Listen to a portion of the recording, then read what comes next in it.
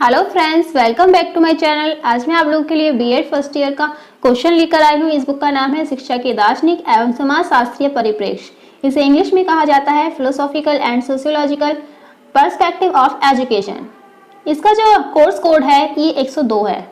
आइए यहाँ पर देखते हैं शिक्षा। प्रश्न नंबर यहाँ पे 1 है, शिक्षा क्या है? विभिन्न प्रकार की शिक्षा के अर्थ को स्पष्ट करते हुए परिभाषित कीजिए तथा उसकी विशेषताएं भी बताइए। शिक्षा का सबसे पहले जो मीनिंग दिया हुआ है यहाँ पे देखिए, शाब्दिक अर्थ दिया हुआ है। हम इसका अर्थ जो है कई अलग अलग तरह से निकालते हैं। सबसे पहले यहाँ पर देख लेते हैं हम शाब्दिक अर्थ। शिक्षा शब्द संस्कृत की शिक्ष धातु से बना है। संस्कृत की शिक्ष धातु से बना है। इसका अर्थ है सीखना। शिक्षा शब्द का ही तद्भव रूप है सीख, और जिसका अर्थ है उपदेश देना। शिक्षा जो है, शिक्षा का जो पर्यायवाची शब्द है वो है एजुकेशन। एजुकेशन जो है वो लैटिन भाषा के एजुकेटम शब्द से निकलता है। और ये जो शब्द है शिक्षा का अंग्रेजी पर्याय जो है वो तो आपको बता ही दिया, एजुकेशन है, और जो लैटिन भाषा बताई वो एजुकेटम है। तो ये दो शब्दों से मिलकर बना है एजुकेटम, जो है ई और डूको। तो ई का अर्थ जो है होता है भीतर से, और ड्यूको का अर्थ होता है बाहर निकालना, जिसे आगे बढ़ाना। तो इस तरह से हम देख सकते हैं एजुकेशन को हम कह सकते हैं शिक्षा आंतरिक शक्तियों को बाहर निकालने की एक प्रक्रिया है। नेक्स्ट यहाँ पर देखते हैं दार्शनिकों के अनुसार कि दार्शनिक अर्थ में इसको क्या कहा जाता है। दार्शनिक का अर्थ है अपने दर्शन से या फिर अपने अनुभव से शिक्षा को देखना। तो दार्शनिक अर्थ में हम जो है देखते हैं कि जो अलग अलग दार्शनिक हैं सबके जो मत हैं वो अलग अलग तरीके के हैं। सबका जो माइंड होता है सबका अलग तरीके का होता है। अब आप कुछ और सोचेंगे और हम कुछ और सोचेंगे, तो इस तरह से जो है दुनिया में जितने भी लोग हैं सभी अलग अलग तरीके की सोच रखते हैं। तो यहाँ पे यहाँ पे देखिए, दार्शनिक दृष्टिकोण से शिक्षा मानव जीवन के आंतरिक उद्देश्य की प्राप्ति का साधन होती है, और प्रत्येक दार्शनिक का जीवन के अंतिम उद्देश्य के बारे में मत भी अलग अलग होते हैं। देखिए वही बात यहाँ पे भी बताई गई है कि जो है सभी लोगों के जो माइंड है, दिमाग है, वो अलग अलग तरीके से सोचता है और सभी का मत अलग अलग होता है। और यहाँ पे जो दार्शनिकों ने अलग अलग मत दिए हैं, जैसे कि जगत गुरु शंकराचार्य ने अलग दिया है, स्वामी विवेकानंद ने, अरस्तु ने, प्लेटो ने, सब ने यहाँ पर जो है अलग अलग तरीके से शिक्षा को बताया है।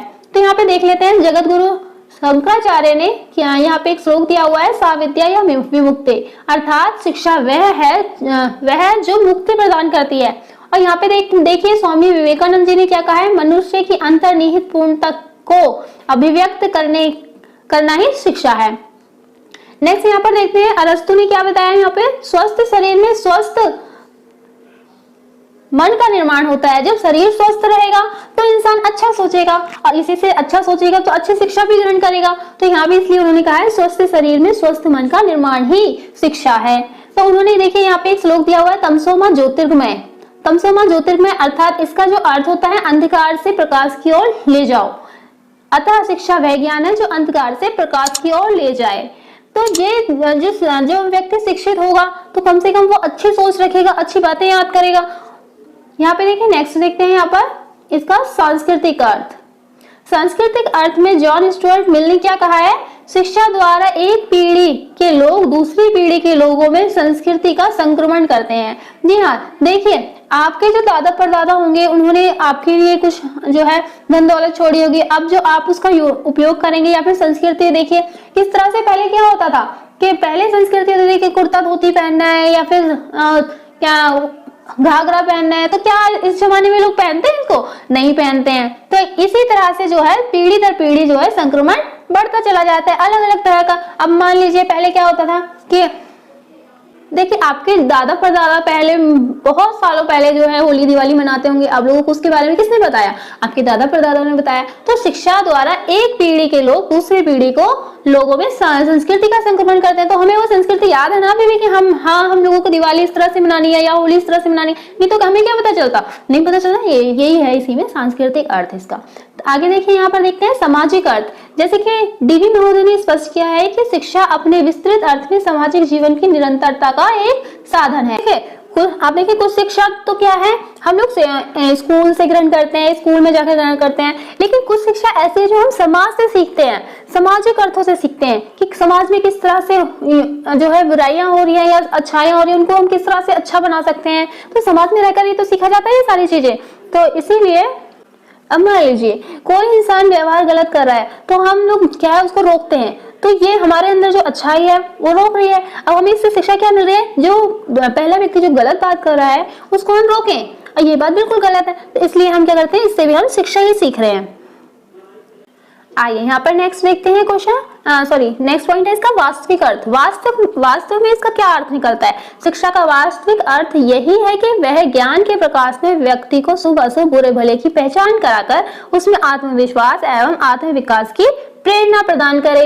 तो वास्तव में जो इसका अर्थ है कि इंसान जो है शिक्षा से ही अच्छे बुरे की पहचान करता है कि क्या बात सही है और क्या गलत है। अगर शिक्षित नहीं होगा व्यक्ति तो वो एक पशु के समान होगा। वह आपने देखा है ना, अगर पशु को छोड़ दिया जाए तो वो कहीं भी भाग लेता है, लेकिन उस पर किसी चीज का ये असर नहीं पड़ता है कि किसका नुकसान हो रहा है किसका नहीं हो रहा। अगर शिक्षित होगा व्यक्ति तो उसको ये पहचान होगी कि किसी का नुकसान हो रहा है या अच्छा हो रहा है। तो इसलिए जो है शिक्षित वास्तविक अर्थ जो है शिक्षा का ये है कि आत्मविश्वास आत्म विकास की प्रेरणा प्रदान करना।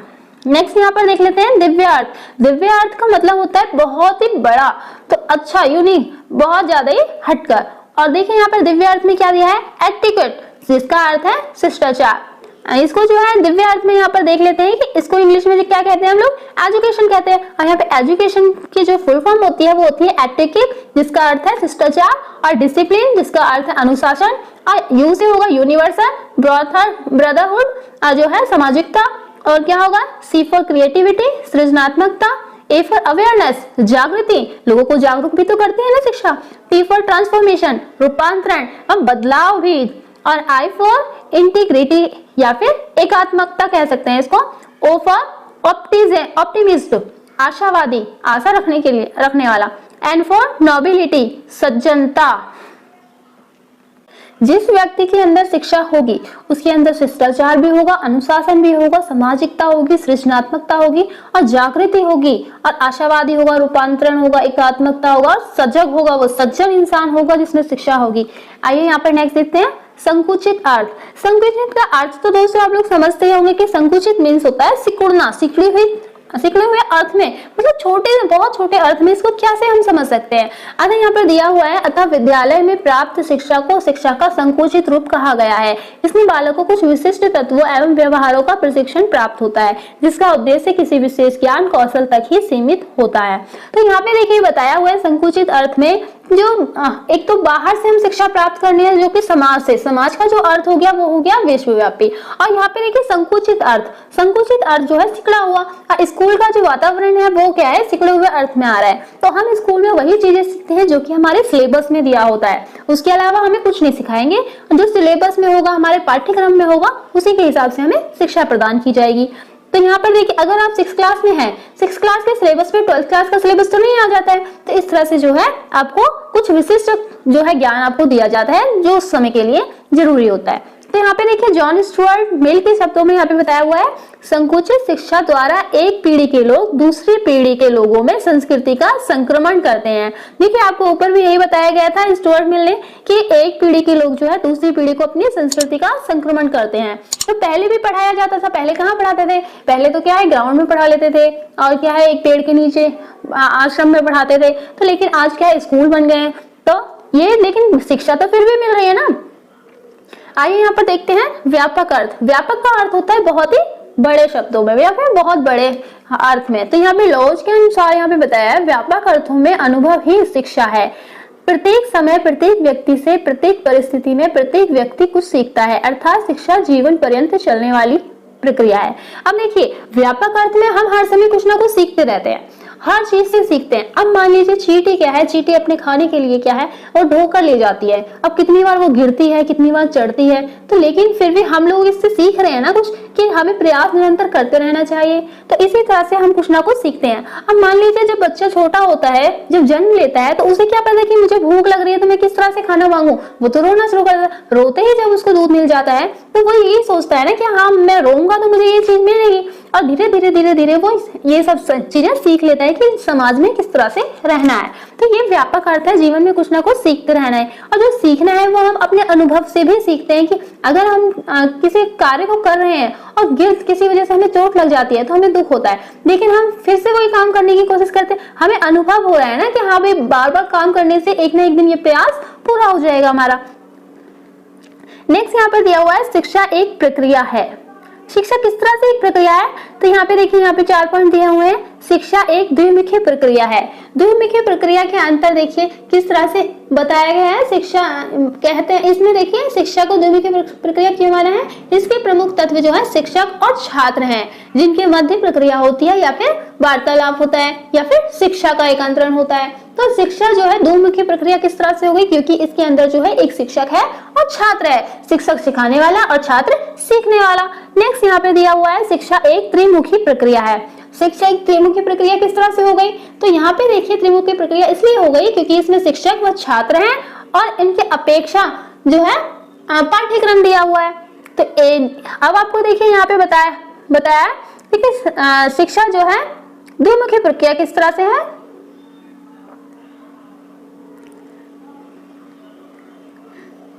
शिक्षा यहाँ पर द्विमुखी प्रक्रिया हो गई कि एक तो इसमें छात्र हो गए और एक शिक्षक हो गया, और शिक्षा त्रिमुखी प्रक्रिया किस तरह से हो गई, एक इसमें शिक्षक है, छात्र है और साथ में पाठ्यक्रम भी दिया हुआ है। आइए यहाँ पे नेक्स्ट देखते हैं, शिक्षा एक सौउद्देशीय प्रक्रिया है।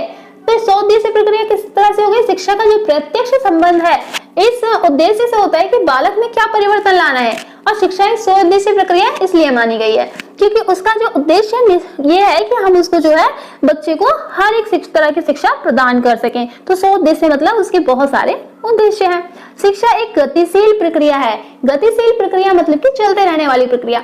शिक्षा सदैव गतिशील रहती है, व्यक्ति जो है हर समय जो है शिक्षा प्राप्त करता रहता है, तो ये एक गतिशील प्रक्रिया है। नेक्स्ट यहाँ पर देखते हैं शिक्षा की विशेषताएं। शिक्षा की विशेषता यहाँ पे देखिए किस तरह से दी हुई है। शिक्षा व्यक्ति की संपूर्ण शक्तियों का विकास करता है। पहला पॉइंट यहाँ पे लिखना है कि शिक्षा जो है व्यक्ति का जो है संपूर्ण तरह का विकास करता है। सामाजिक विकास, आध्यात्मिक विकास, मनोवैज्ञानिक विकास, हर तरह से जो है विकास कर रहा है। शिक्षा मनुष्य के सर्वांगीण विकास पर बल देती है, हर तरह के विकास पर जो है बल देती है। इसी के द्वारा वह वातावरण के साथ समायोजन करना सीखता है। तो देखिए यहाँ पे जो है हम लिख सकते हैं,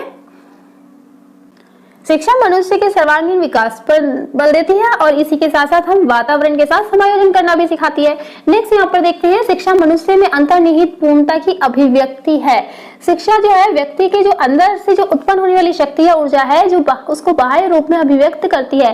हम मान लीजिए हमारे अंदर जो कुछ विचार आ रहा है तो हम लोग जो है फटाक से कह देते हैं, तो लेकिन जो विचार है हमारे अंदर निहित आया है ना, अब उससे जो है शिक्षा ही तो मनुष्य में जो है अंतर्निहित जो अभिव्यक्ति है उसको प्रकट करने की कोशिश करे ना।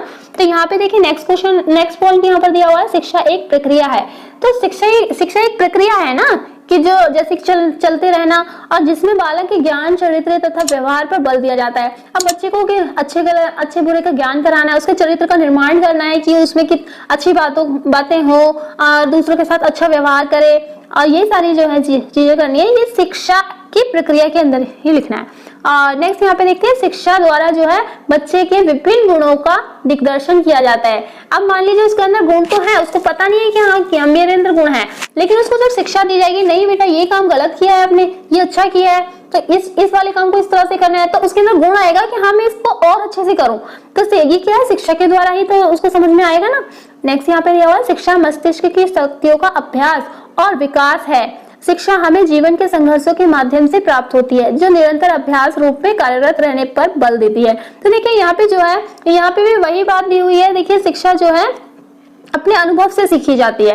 तो अब बच्चा क्या है कि अपना अनुभव, अपना दिमाग लगाएगा कि इसको कार्य को किस तरह से करना है, किस तरह से नहीं करना है। अब दिमाग पर जोर पड़ेगा, उसके बाद जो है मस्तिष्क जो है उसकी शक्तियों को अभ्यास करेगा कि हाँ भाई किस तरह से इसको मुझे ये काम करना है। और उसके बाद जो जीवन के जो संघर्ष के माध्यम से जैसे हमें अनुभव होगा। अब क्या है कि अगर मैं किसी काम को कर रही हूँ, अब मान लीजिए जलती हुई आग है, आग में अगर मेरी उंगली जो है थोड़ी सी जल जाती है, तो मुझे अनुभव हुआ कि ये जो चीज है ये जला देगी, तो मैं उससे अगली बार दूर रहूंगी। तो इसीलिए जो है ये क्या है, मुझे अनुभव हुआ अपने आप से। तो जो निरंतर अभ्यास रूप में कार्यरत रहने पर बल देती है वो शिक्षा ही है। तो आपको मैंने आपको जो ये वीडियो बताया ये बहुत ही अच्छा है। अगर आप इसको बार बार रिवाइज करेंगे तो आपको बहुत अच्छे से याद हो जाएगा। आशा करती हूँ आप लोग इससे बहुत कुछ सीख सकते हैं। तो आपको ऐसे वीडियो और मिलती रहे, इसके लिए जो है आप मेरे इस वीडियो को लाइक, शेयर, सब्सक्राइब जरूर करें। ओके बाय फ्रेंड्स, मिलते हैं आपको नेक्स्ट वीडियो में।